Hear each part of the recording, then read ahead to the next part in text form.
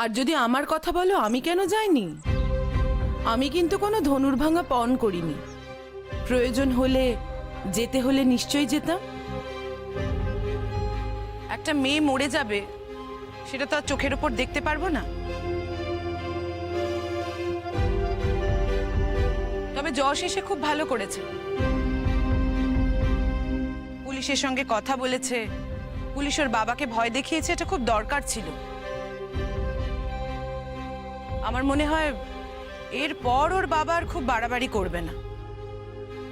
একটা কথা বলবো রঞ্জা পিসি, কিছুটা রেস্ট্রিকশন কিন্তু ও নিজেও মেনটেন করলে পারে। সব বাবারাই যে সব মেয়েদের সবকিছু করা পছন্দ করবেন তেমনটা তো নাও হতে পারে। তো রেস্ট্রিকশনটা কি ব্যাপারে বলছো? না মানে ওর বাবা যেমন ওর নাচ করাটা পছন্দ করে না, তাহলে ও নাচটা কন্টিনিউ নাই করলে পারে। দেখো, আমরাও কিন্তু ছোট থেকে বেশ কিছু রেস্ট্রিকশনের মধ্যেই বড় হয়েছি। আমাদের মনে যখন যা ইচ্ছে হয়েছে, যা চেয়েছি সবসময় সেটা কি করতে পেরেছি? পারিনি কিন্তু। তুমি বুঝবে না, কারণ ওর লাইফটা তো তুমি জানো না। তাই নিজের জীবনের সঙ্গে ওর জীবনটা মিলিয়ে ফেলার চেষ্টা করো না, তুমি বুঝতে পারবে না। ওর বাবা তো লেখাপড়াও পছন্দ করে না, তাহলে কি তুমি বলবে ওর লেখাপড়া বন্ধ করে দেওয়া উচিত? না, একদমই নয়। ওর বাবা পছন্দ করে না বলে তো কোনো কথা হতে পারে না। ওর বাবা যদি সব ভালো বিষয়গুলোকেই অপছন্দ করে, সেই সবকে ওকে অ্যাকসেপ্ট করে নিতে হবে নাকি? আমি তো এটাও শুনলাম যে ছোটবেলায় নাকি ওর বিয়ে ঠিক করে দিয়েছিল ওর বাবা। ও যদি সেটা মেনে নিত তাহলে ওর জীবনটা বরবাদ হয়ে যেত না? ও লড়াই করে লেখাপড়া করেছে, ফাইট করে এত দূর পৌঁছেছে, এত ব্রিলিয়ান্ট রেজাল্ট করে পড়াশোনা নিয়ে এত দূর এগিয়ে গেছে। এসব তো হতো না ওর জীবনে যদি ও বাবার বিরুদ্ধে না যেত। আর আমাদের বাবা মা আমাদেরকে যা বলবে আমাদের সবটাই মেনে নিতে হবে, এমন তো নয় রোহিণী। শবনম, তুমি কিন্তু তোমার অনেক সাপোর্টার পেয়ে গেছো, দেখো। রোহিণী দিদি, এতে সাপোর্টার পাওয়ার কিছু নেই গো। আমি জানি এটা আমার একার লড়াই, আমাকে একাই লড়তে হবে। কেউ আমাকে সাপোর্ট করলে আমার লড়াইটা তো আর লড়ে দিতে পারবে না। Exactly, this is my point. তোমার লড়াইটা কিন্তু তোমাকে নিজেকেই লড়তে হবে শবনম। তোমার লড়াইটা তোমার হয়ে কেউ কিন্তু লড়ে দিতে পারে না।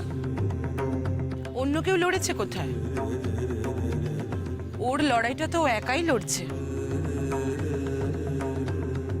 না রঞ্জা পিসি, একটু ভুল হচ্ছে। দেখো, তাহলে তো আর তোমাকেও থানা পুলিশ করতে হতো না, যশকেও এখানে দুদিনের জন্য এসে ওকে নিয়ে থানায় যেতে হতো না, তাই না? তার মানে তুই এটা বলতে চাইছিস যে ওর মার খেতে খেতে নিজেরই পুলিশ স্টেশনে যাওয়া উচিত ছিল? দেখ, আমার মনে হলেই যে ও সেটা করবে তা তো নয়। আমার যেটা ঠিক মনে হয়েছে আমি সেটা বলেছি। যশদা আমার জন্য থানায় গেছে বলে আমি দুঃখিত।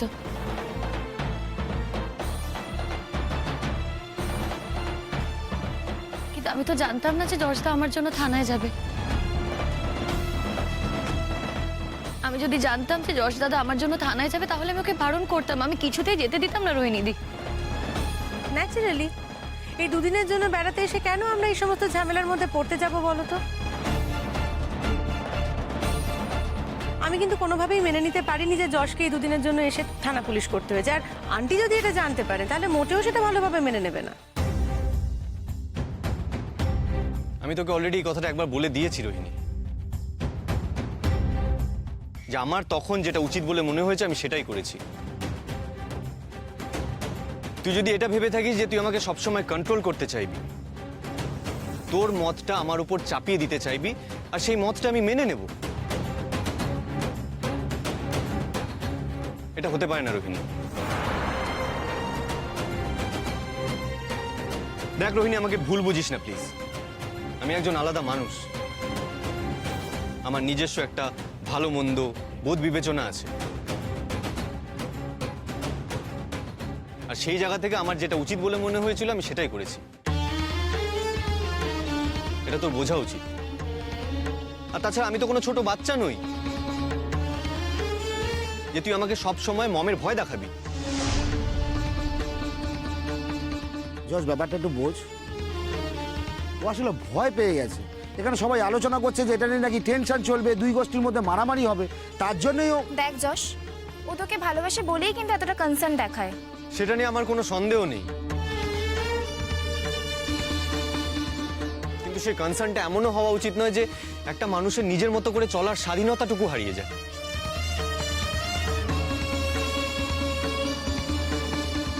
সরি যশ, ভেরি সরি। অ্যাকচুয়ালি কি বলতো, আন্টি আমাকে বলেছিলেন তোকে একটু দেখে শুনে রাখার জন্য, আমি জাস্ট ওটুকুই করেছি, আর কিছু না। কি আশ্চর্য, আমি কি বাচ্চা ছেলে নাকি? আমাকে দেখে শুনে রাখার কি আছে?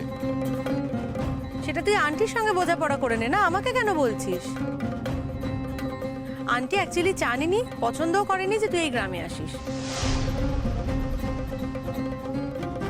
আমিও পছন্দ করিনি, কিন্তু তবু যখন তুই আসতে চাইলি তখন আন্টি আমাকে বললো তুমিও যখন সঙ্গে যাচ্ছ ওকে একটুখানি দেখে রেখো, সামলে রেখো। আমি জাস্ট এটুকুই করছিলাম, আর কিছু না। রোহিণী, রোহিণী শোন, রোহিণী কোথায় যাচ্ছিস? রোহিণী শোন, আরে যাস না রোহিণী। থাকবেন না, রোহিণী দি রাগ করে চলে গেছে, আপনি যান। সেদিনকে যে পুলিশ স্টেশন যাওয়া নিয়ে ও এত রিয়্যাক্ট করবে সেটা কিন্তু আমি ভাবতেও পারিনি। ছাড়ো না। আচ্ছা পিসি, জালটা কখন গোটানো হবে? এই তো হবে একটু পরেই। যশ, যশ তুই এক্ষুনি যা, রোহিণী কিন্তু খুব রেগে গেছে। ও ঠিক আছে, এখানকার ওয়েদার খুব ভালো বুঝলি, ওই রাগ বেশিক্ষণ থাকবে না, একটু পরেই পড়ে যাবে। মানে তুই ইয়ার্কি মারছিস? ও ওখানে এভাবে রেগে গেছে আর তুই ইয়ার্কি মারছিস? আমার পুলিশ স্টেশনে যাওয়া নিয়ে ও যদি রাগ করে থাকে তাহলে আমি ওকে সরি বলতে পারবো না, কারণ আমার মনে হয় আমি যেটা করেছি সেদিন ঠিক করেছি। আর এটা নিয়ে তো ওর রাগ করা উচিত না, এটা তো ওকে বুঝতে হবে। তোরা ছেড়ে দে না, এটা নিয়ে এত মাথা ঘামাস না, ও ঠিক হয়ে যাবে। দিদি, মনে হয় বড় একটা কাতলা মাছ পড়েছে। ও বাবা, এত বড় মাছ কাটবে কে? কেন, আমাদের শবনম আছে না? দেখবি যত বড়ই মাছ পড়ুক না কেন ও ম্যানেজ করে খুব সুন্দর করে কেটে দিয়েছে। আমি তো ওই একটা জিনিসই পারি না, তবে আমাদের শবনম খুব ভালো মাছ কাটতে পারে। বাবা, তোমার তো দেখছি অনেক গুণ। এতে গুণের কিছু নেই যশদা, আমরা গ্রামের মানুষ, জীবনযাপনের জন্য এগুলোই স্বাভাবিক নিয়ম হিসেবে মনে করি। আপনারা শহরে থাকেন তো, তাই এগুলোকে গুণ বলে মনে করছেন।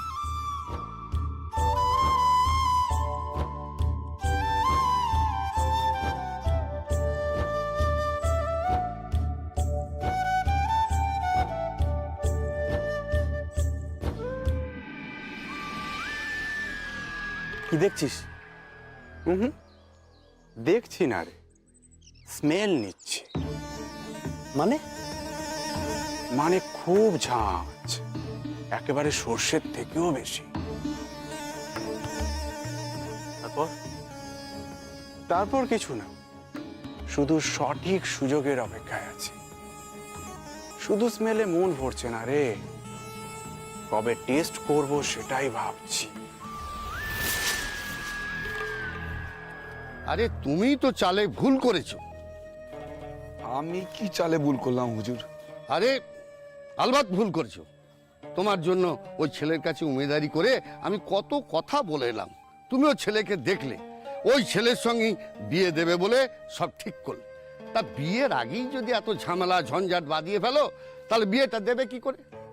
এখন তো বড় বাড়ির লোক মেয়েকে রাস্তা দেখিয়ে দিল, এবার তো নিজেই থানা পুলিশ করবে। কিন্তু এখন আমি কি করব হুজুর? এই পাত্রকে আমি কিছুতেই হাতছাড়া করতে পারবো না হুজুর। মেয়ে যা বার বেড়েছে, আরো যে কত কেলেঙ্কারি ঘটাবে তার তো কোনো ঠিক নেই হুজুর। আমি ওকে কিছুতেই ঘরে রাখতে পারবো না হুজুর। ওকে ওই রেলগাড়ি করে পুরুষ বেড়া ছেলেদের সঙ্গে গা ঘেঁষাঘেঁষি করে আমি ওর পড়াশোনা করতে যাওয়া আমি সব বন্ধ করে দেবো। রাতে করে বাড়ি ফেরা আমি সব বন্ধ করে দেবো। ওর জন্য আমি আমার ধর্ম কিছুতেই নষ্ট করতে পারবো না হুজুর, পারবো না হুজুর। তাহলে তোমাকে একটা বুদ্ধি খাটাতে হবে। সেই পরামর্শই তো আমি আপনার কাছে চাইতে এসেছি হুজুর। বলুন না কি বুদ্ধি। তোমাকে একবার বড় বাড়িতেই যেতে হবে। বড় বাড়িতে? না না না না না, বড় বাড়িতে আমি কিছুতেই যাব না। তারা চড়াও করেছে পুলিশ নিয়ে আমার বাড়িতে, আর আমি তাদের বাড়িতে যাব? হ্যাঁ, আমার চোখের সামনে দিয়ে আমার মেয়েকে নিয়ে চলে যাবে আর আমি তাদের কাছে যাব না।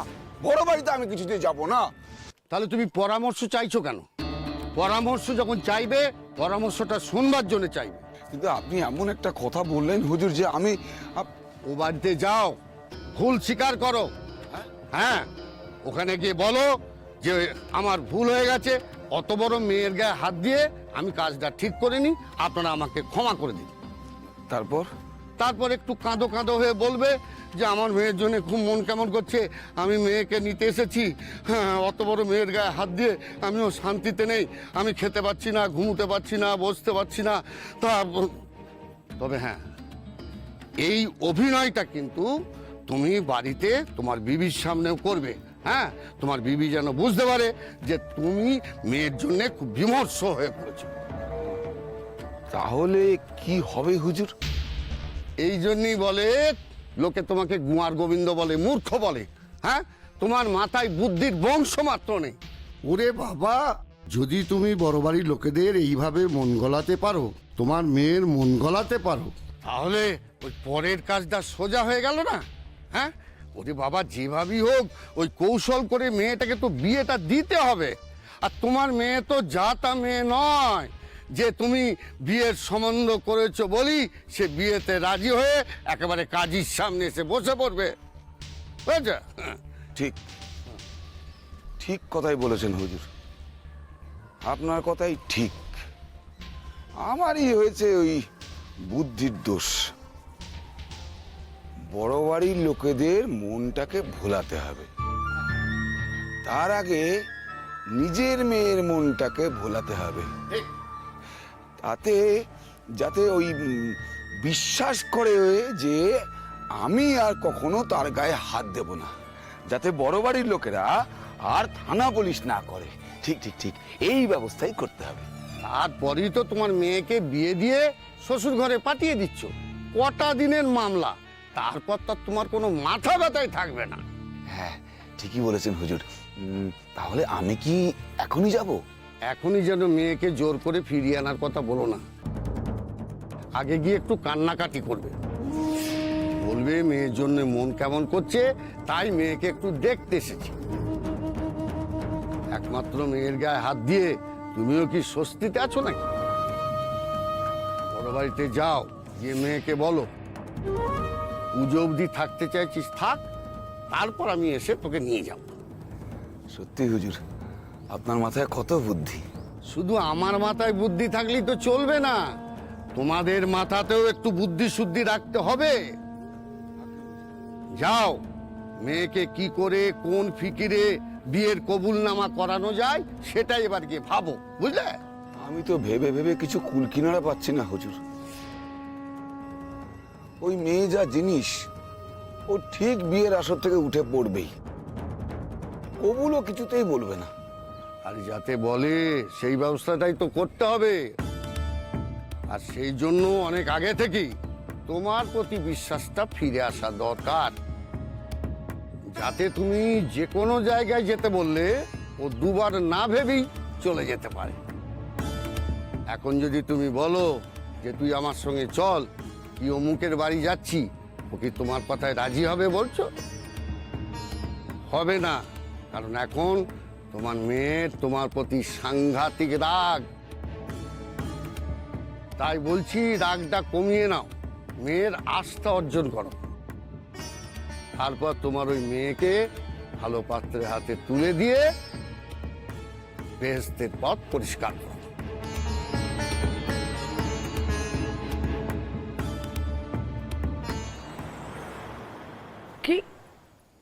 কি হয়েছে? না, তুমি আমাকে একটু পরিষ্কার করে বলো তো। যশ থানা পুলিশ করেছে, তুমি সেটা বলেছো বলে সকলের সামনে ও তোমাকে অপমান করেছে। তুমি ওকে নিয়ে ফিরে এসো। হ্যাঁ, আমি ফিরতে চাইলেই কি ওর ফিরবে আন্টি, তুমি বলো তো? এই তো এখন বলছে গোটা পুজোটা এখানেই কাটিয়ে ফিরবে। ও যদি সেটাই করে আন্টি, আমি ভাবছি কালকে আমি কলকাতায় ফিরে যাব, আমি থাকবো না। কি তোমার কি মাথা খারাপ হয়ে গেছে নাকি? তুমি চলে আসবে ওকে ওখানে ফেলে? মাথা ঠান্ডা করো প্লিজ, মাথা ঠান্ডা করো। ও বাড়ি ফিরুক, যা বলার আমি বলবো। এবার বলো তো, থানা পুলিশটা কি নিয়ে হয়েছে? তোমাকে ওই দিন বলছিলাম না, এখানে একটা মেয়ে থাকে শবনম, ওই মেয়েটার জন্যই তো থানা পুলিশ করতে হলো যশকে। এই শবনমটা কি? বারবার ওর নাম শুনছি, আর ওর জন্য যশ গেছে থানায়।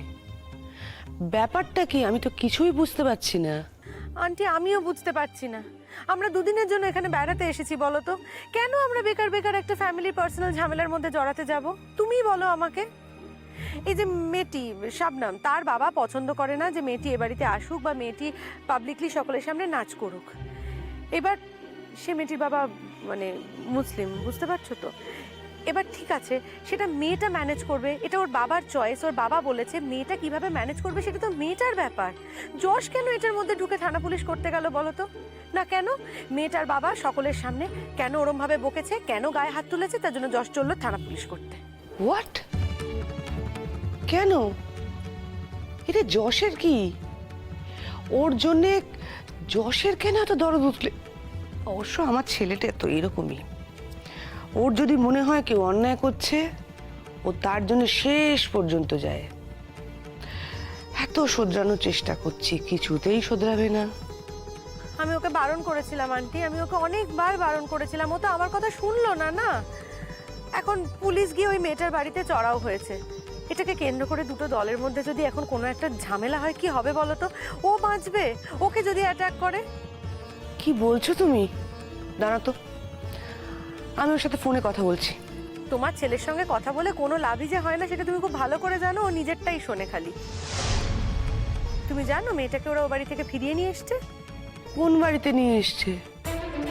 এই তো আমরা যে বাড়িতে আছি সেই বাড়িতেই পুলিশ দিয়ে মেয়েটাকে এ বাড়িতে নিয়ে এসেছে। জানো কি না, পুজো পর্যন্ত মেয়ে এ বাড়িতেই থাকবে, যাতে উৎসবের দিনগুলোতে মেয়েটার বাবা মেয়েটার গায়ে হাত তুলতে না পারে। এটা কোনো কথা তুমি বলো তো?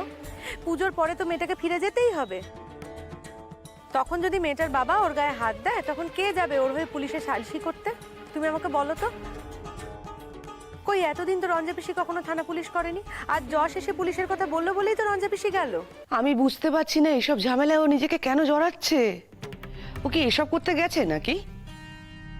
পুজোর সময় দুটো দিন আনন্দ করবে, চলে আসবে, ব্যাস। আমি তো চাইনি পুজোর 4টে দিনে ওখানে কাটাক, একদম চাইনি। এখন কি সিচুয়েশন? কি আবার সিচুয়েশন হবে বলো তো আন্টি? মেয়েটা সব সময় আমাদের পিছনে ঘুরঘুর ঘুরঘুর করছে।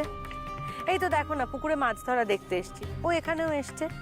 ইনফ্যাক্ট আমি ওকে এখানেই বললাম যে এটা তো তোমার পার্সোনাল সমস্যা, তুমি এটা নিজে হ্যান্ডেল করার চেষ্টা করো, নিজে ট্যাকল করার চেষ্টা করো। কোথাও কিছু নেই আন্টি, যশ আমাকে হিউমিলিয়েট করলো সকলের সামনে। তাহলে তুমি আমাকে একটা কথা বলো তো, আমি কেন এখানে থাকবো? বোকা মেয়ে, দুদিন পর তোমাদের বিয়ে, তোমার বাপি মা ওনাদের সাথে কথা হয়ে গেছে। তোমরা ফিরলেই শনিবার দিন আমরা একটা পার্টি দিচ্ছি, সেখানে তোমাদের বিয়েটা অ্যানাউন্স করবো। হ্যাঁ, তারপরে আশীর্বাদের কাজ হবে, তারপরে ডিসেম্বরে বিয়ের দিন ঠিক করা হচ্ছে। তার কারণ তোমরা তারপরে হুট করে বিদেশ চলে যাবে। সময় থাকতে থাকতে আমি তোমাদের বিয়েটা সেরে ফেলতে চাইছি। আর তুমি বলছো তুমি বাড়ি চলে আসবে? তাহলে তুমি কি বলতে চাইছো বলো আন্টি? আমি এখানে থেকে হিউমিলিয়েটেড হব, ইনসাল্টেড হব? রোহিণী, মাথা ঠান্ডা করো। আবারও বলছি, তুমি যথেষ্ট বুদ্ধিমতী একটা মেয়ে। তোমার কাছ থেকে এ ধরনের বোকামো আমি এক্সপেক্ট করিনি। শোনো, তুমি ওখানেই থাকবে, তুমি ওখানেই থাকবে। ওই কি শবনম, ওকে একদম এন্টারটেইন করবে না। আর দেখবে যশের কাছাকাছি যেন ও না যেতে পারে, ঠিক আছে? আমি এখানে কি করব বলো তো আন্টি? ও তো সবসময় যশের আশেপাশেই ঘুরঘুর করছে, আমরা যেখানে যাচ্ছি ও সেখানে যাচ্ছে। শোনো, যশকে কি করে আড়াল করে রাখতে হয় এটা তুমি জানো। একটা মেয়ে হয়ে এটা তুমি জানো না, এটা আমি বিশ্বাস করি না। আর ওই মেয়েটি শবনম, ও গ্রামের মেয়ে, শহরের লোকজন দেখেনি, তোমাদের দেখছে তাই ঘুরঘুর করতে করুক, ঘুরঘুর করতে দাও। কিন্তু তুমি বুঝিয়ে দাও তোমরা কারা। তোমরা ডাক্তার, সোসাইটির যে লেভেলে বিলং করো সেই লেভেলটাকে বুঝিয়ে দাও। মেয়েটাও তো ডাক্তারি পড়ে। হ্যাঁ